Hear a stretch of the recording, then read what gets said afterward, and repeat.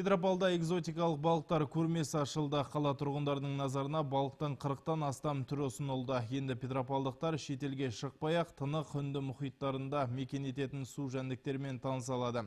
Капитан Немо деп аталатын жылжымалы көрменің жұмысымен әріптесім Аманжол Нұртазин танысып қайтты. Ресей Федерациясы Барнаул қаласынан келген жылжымалы көрмеде 40-тан астам балықтың түрі көрсетілген. Ерекше балықтың бірі бұл мурена. Ол Қызыл мұхитта негізінен мекен етеді. Оның ұзындығы 1,5 метрге дейін жетуі мүмкін.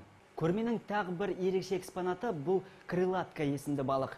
Ол негізінен үнді және тынық мұхиттарында мекен етеді. Обитателей вообще аквариума является эта рыба-крылатка. Крылатка улы балық, өзіне қауіп төнген сезсе, ол бірден тікенектерін тікірейтіп шыға келеді. Ол осылайша қорғанада, ол 10 жылға дейін өмір сүре алады. Негізінен алып мұхиттарда тіршілік етеді. Крылатка ұсақ балықтармен қоректенеді.